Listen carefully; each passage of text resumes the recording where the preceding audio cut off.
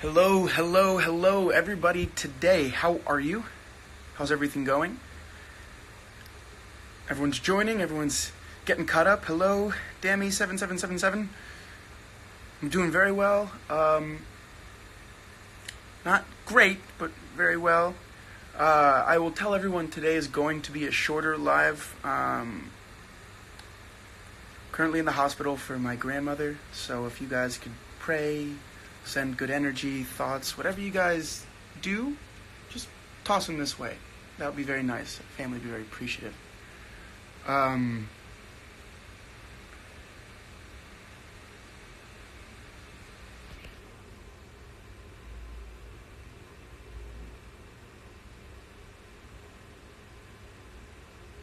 Thank you all. That's great. But let's get to the novel. So, as I originally had said, we were going to discuss a bit of the introduction today, as well as talk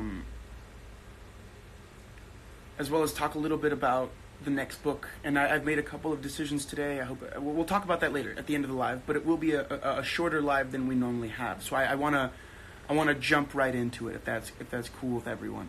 So I'm going to read a bit of the preface from this. I'm going to read a bit from the introduction so that we can all kind of be on the same page. And I want to use the introduction to kind of guide our discussion into the entirety of this novel. So let me dive in. Give me a second.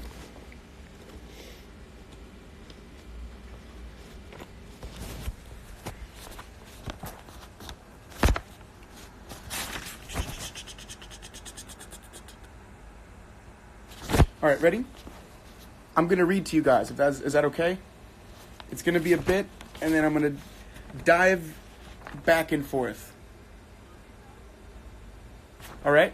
So, if we take out a map of the novel, we find, if it is a general one, that it falls into three sections. The 18th century novel, the Victorian novel, and the modern novel. And these descriptions point not simply to 3 centuries, but to decisive changes that have taken place within the form of the novel. These changes are often due to historical circumstances, and sometimes they can be described in terms of the ruling ideas of the age, or the literary expectations of the reader. That specifically is how we view this novel. Our literary expectations have changed, and I think that we no longer see William Golding's work as just what it was originally intended, but we see that and more because of all the history that has been able to build up until this point. But there are other changes and shifts in fiction which seem to arise from the very nature of the novel itself. A shift of this kind may be seen in a usual classification into fables and fictions. It's a little difficult to define this difference satisfactorily in the abstract, but it is fairly easy to see what is meant in practice. So,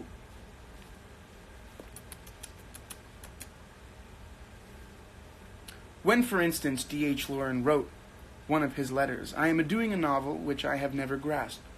Damn its eyes, here I am at page 145, and I have no notion what it's about. It's like a novel in a foreign language, which I don't know very well." He was almost certainly occupied in writing a fiction, not a fable. In other words, a fiction is something which takes the form of an exploration for the novelist, even if it lacks the very extreme position from which Lawrence describes. With a fable, on the other hand, the case is very different. Here the writer begins with a general idea. The world is not the reasonable place we are led to believe. All power corrupts, and seeks to translate into fictional terms. In this kind of writing, the interest of the particular detail lies in the way it points to the generalization behind it. It is generally very easy to say what a fable is about, because the writer's whole purpose is to make the reader respond to it precisely in that way. So, here the writer of the introduction, I'm pretty sure it's William Golding himself. Let me double check that. Yeah, he's telling you the differences of the two forms of novels that we can come across. And we've come across multiple ourselves. We've come across a couple of fictions, and we've come across a couple of fables. Now, what he's saying is that he's positing that this book plays both of those roles.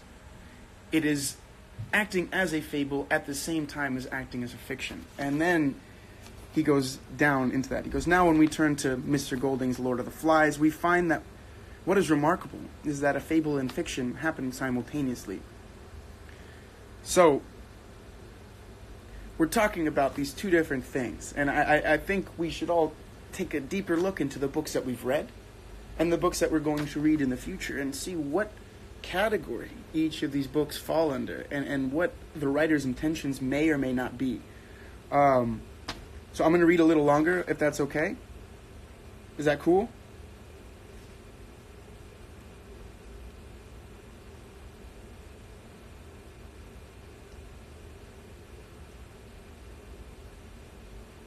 Okay, so I'm gonna continue to read about another page and a half. I hope that's okay. So, when we first begin to write and talk about Mr. Golding's novel, it is the aspect of fable which occupies our attention. And this is very natural because the book is a very satisfying one to talk about. I think we know that. Mr. Golding, on our account might run, is examining what human nature is really like, if we could consider it apart from the mass of social detail which gives a recognizable feature to our daily lives. Mr. Golding's assumption is one that most of us make one time or another. Of course, we say of someone, he's not really like that. And then we go on to construct an account which assumes that a distorting film of circumstance has come between us and the man's real self.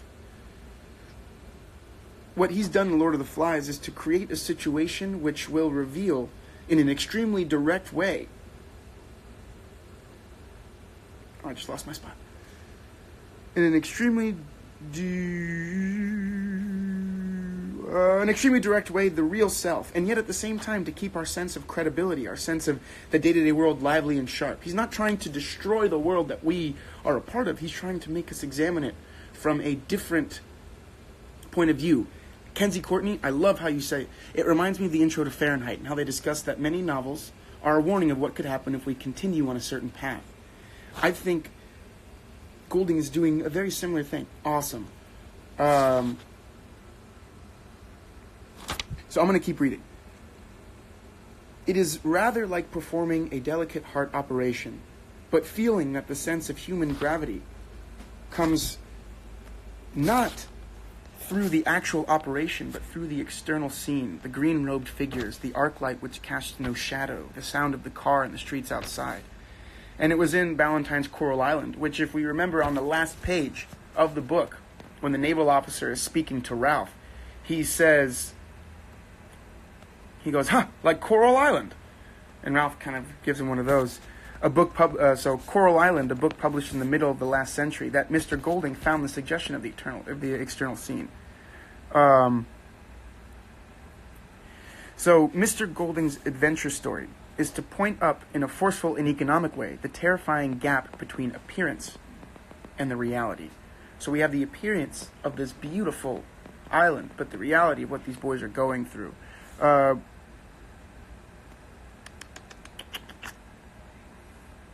So I'm going to skip forward. Turning from these general considerations of Mr. Golding's fable to the way it is actually worked out, we find the novel divided into 3 sections. The first deals with the arrival of the boys on the island, the assembly, the early decisions about what to do. The emphasis falls on the paradisal landscape, the hope of rescue, the pleasures of day-to-day events. The second part of the book could be said to begin with that threat, when the threat takes on a physical reality with the arrival of the dead airmen. Because then that's the first time that we're starting the beast, that's when the beast becomes real for them. Destruction is everywhere. By now, the nature of the destroyer is becoming clearer. It is not the beast or a snake, but the man's own nature. And Simon's death authenticates this truth. And now, the fact of evil has actually been created on the island. The airman is no longer necessary, and then you see his body flies into the ocean. And then the third part of the book, and the most terrible, explores the meaning and consequences of the creation of evil. Complete moral anarchy is unleashed in Simon's murder. The world of the game, which embodied in, however, an elementary way, rule and order, is systemically destroyed because hardly anyone can now remember when things were otherwise. So, when we look at the novel, now that we've read it, and we can look at it from those three into those three parts, to me, it really helped me put all of my thoughts about this novel down on paper and have like a really cool idea about it, and really appreciate the mastery that Mr. Golding did with this novel. I'm going to read you a line from the rest of it because I really love it.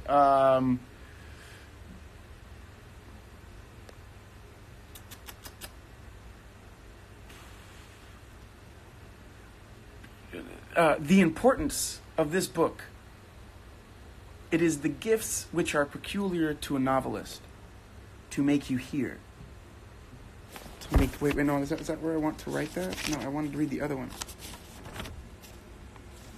Okay, so whether Mr. Golding has written a good novel or not is not because of the views which may be deduced from it. And we'll talk about that when we start talking about what I saw, about what you saw.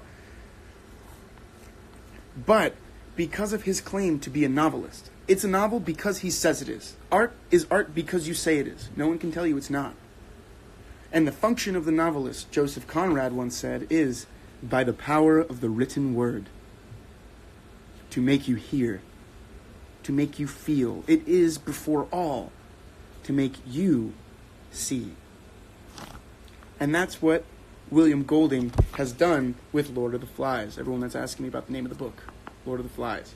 So, I'll talk about what I thought, and then I'll talk about how that kind of guided into what this introduction ended up teaching me. I'm so happy I didn't read it until we finished the book, because of all of these ideas that I already had. So naturally, if we look at some of the literary devices used in this book,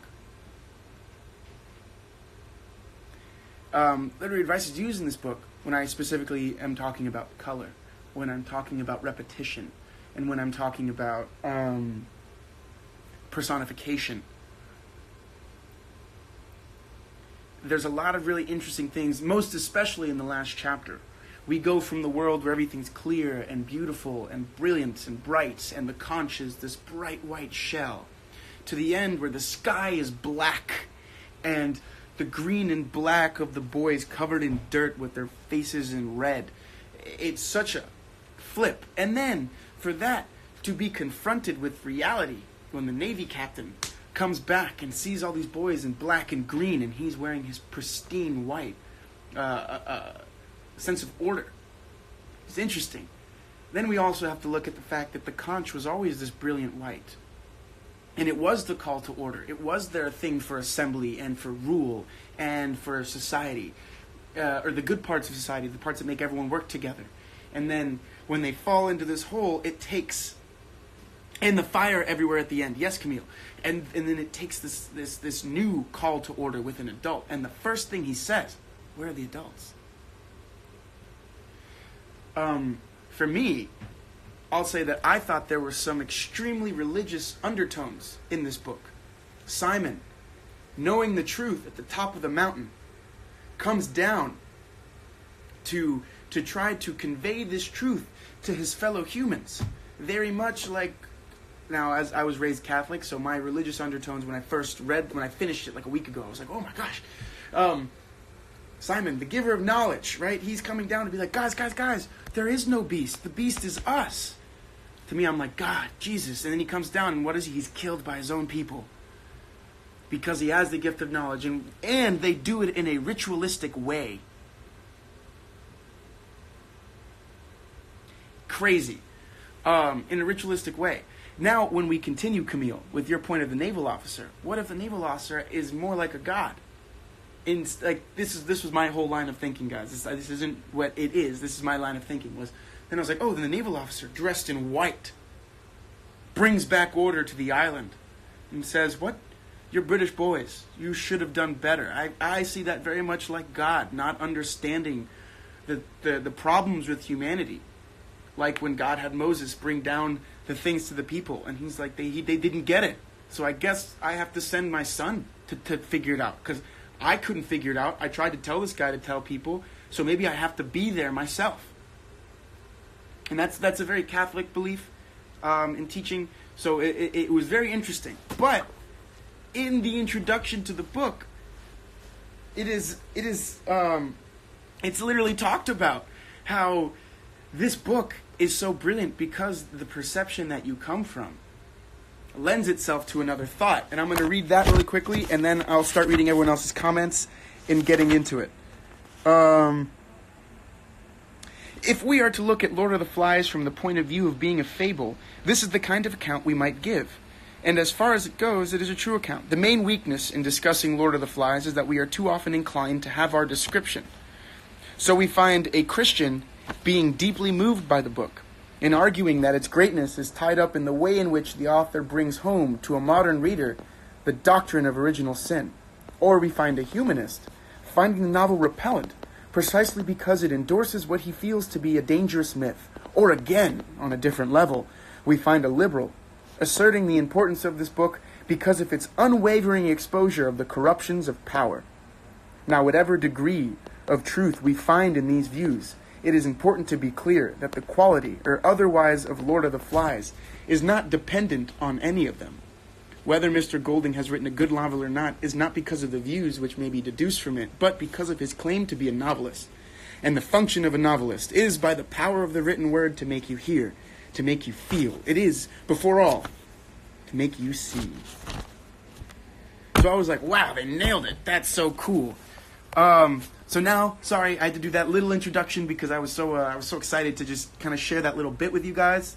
Thanks for listening. Now we'll go into the discussion. I'm going to skip forward to the bottom of the comments. So if you had a comment that you wanted me to read, please repost it. If you feel like your ideas have changed, rewrite one. Just bring them back because I scrolled all the way down because now we're going to have that discussion. So, talk about the quote about Ralph in chapter 12. Can you give me the first few words? Chapter 12 is the last chapter, so if you can just give me the first few words, if you can write it, that'd be great. We can talk about a lot. So let's talk about where we left off and how the boys... Where did we leave off? We ended with chapter 9, right? And that's where we were supposed to go? Okay, my favorite quote of all time is, maybe there is a beast, maybe it's only us, because I was very surprised that a human is able to say something like that. Anna Cat Fernandez, you made it! I was worried you weren't going to make it. Thank you for coming. Okay. Well, if you're going to get in trouble, go back to work, but thanks for stopping by. Very powerful. Alberto, thank you.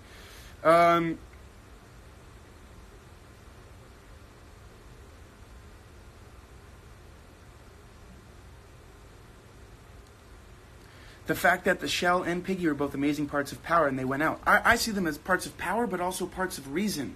The bits of society that held people working together. Think the conch was the image, the visual representation of assembly. It created a unity amongst all the boys, and when Ralph blew the conch, they all assembled. It was a community, and Piggy was very much for that and always pushing forward this idea that we needed to work together because he was weaker than the boys and he didn't have as great a vision. So I think Piggy understood the dependency upon other people that humans naturally have, in a way that someone like Jack, who felt like he was the hunter and that he was giving things, doesn't, and maybe was not aware of. So that's a really cool insight, Nicole. Ralph wept for the end of innocence. The darkness of man's heart, or something, the blackness of man's heart. Remember, this book was written by William Golding in 1954, which is about 9 years after World War II ended, a time when the worst possible things man can do to man happened. Not to mention the mushroom cloud that killed thousands upon thousands of people in one stroke. We developed a destructive power that John F. Kennedy said World War III might be fought with nuclear bombs. Oh, I don't know what weapons World War III will be fought with, but I assure you World War IV will be fought with sticks and stones. So he's writing this at a time reflecting on the destructive power of humanity and how that is a very real part of us. And then Simon making that discovery with the skull of the pig, which I think was so interesting. Again, the white skull, but surrounded by the black and green flies. There's that color there. There's that literary device to help us understand what's going on. That's the balance there. I thought that was really cool. What struck me most was the realization that they are all small children, at least in the naval officer's eyes. They are suddenly little boys and not big uns or little ones. Yes, interesting, right? I found another similarity between 1984 and this book, the topic of sacrifice. Ralph would sacrifice the kids just like Winston would sacrifice Julia to save himself. Where did he want to sacrifice the kids? Can you give me a chapter reference? Because that's interesting. As an English major, this is what my life is all about. In class, we always talk about the intention of the authors and how much it does or doesn't matter when reading it. I think one of the things we very much see, and we saw it in while we were reading Catch-22, and we were seeing it when we first started discussing this book, was that the lens of our current society in 2018 does not allow us to see past whether the racial inequalities or the gender inequalities present in the world in which the books we've read were written. Now we're very aware of inequality, and we are very upset when it's present. And that was something that was not present when this book was first written in 1954. Not present, but not generally considered part of society. Now there is a movement moving, not that it hasn't happened before, but society as a whole is more aware of this.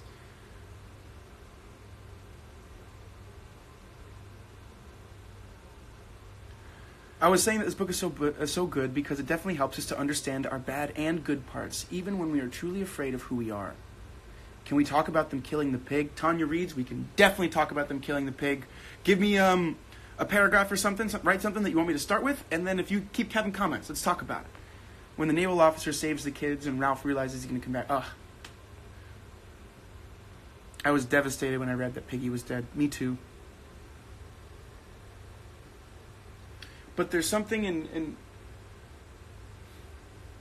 it's something in Piggy that Ralph was always able to accept and understand with Jack. But Piggy wasn't.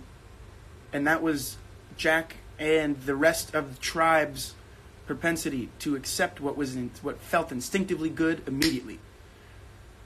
Ralph saw both sides, but he was able to see through the reason, where Piggy could only see the reason. I think Piggy and Ralph were the binary. Piggy and Jack were the binaries, the opposites. And Ralph was the one that sat in the middle. I haven't seen the movie yet. I'm probably going to watch it soon, but I haven't seen it.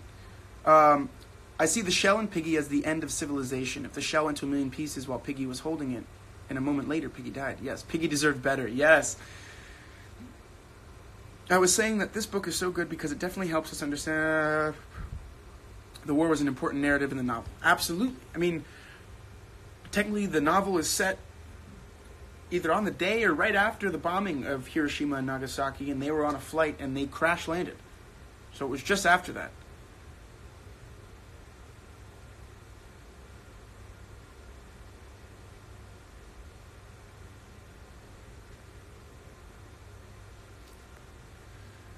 But how are we able to learn to work together and not end up like they did?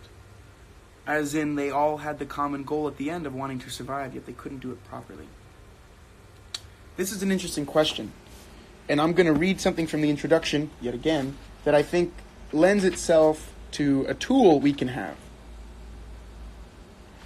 Ultimately, Mr. Golding's book is valuable to us, not because it tells us about the darkness of man's heart, but because it shows it.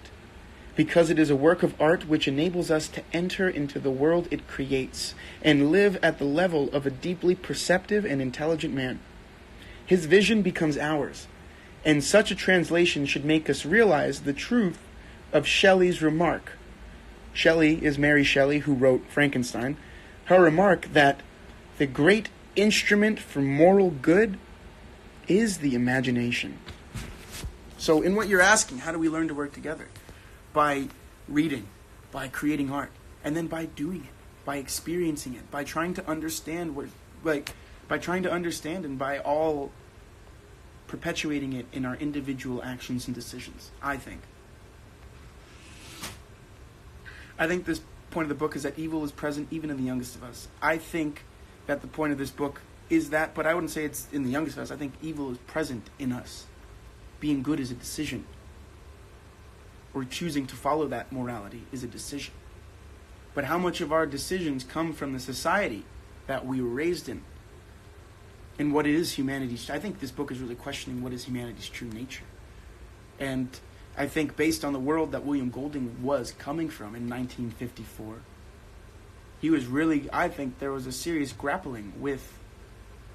there's that question that Faust presents to us. Goethe's Faust. Are humans inherently good or inherently evil?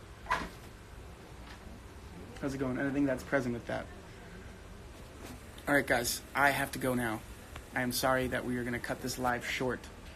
But I think I told you guys where I am. We're making some decisions, so I'm sorry that I have to run now. But we will talk again later.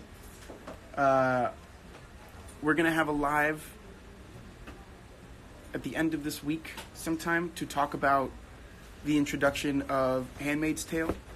I've also made a decision. I'm going to be very busy this summer. I'm going to be traveling a lot, and I have a lot to do. So I've decided to postpone Rosende reads for the summer. So I'm thinking we'll have a discussion later this on Friday. Just know that this is the way I was thinking. I have to go now. I'm sorry, guys, but please, again, good thoughts, energy, prayers for my grandmother. That'd be great. And I will see you guys next time. I'm sorry this was a short one, but I hope I was able to say how I feel, and this novel was incredible. Thank you for reading with me. But I'll post again. We'll have a discussion on Friday and kind of further discuss the things I just brought up at the end here. Have a good day, guys. Remember, keep reading, keep exploring, keep questioning, keep being positive forces of change in the world. Tell your grandparents you love them. And cherish the people that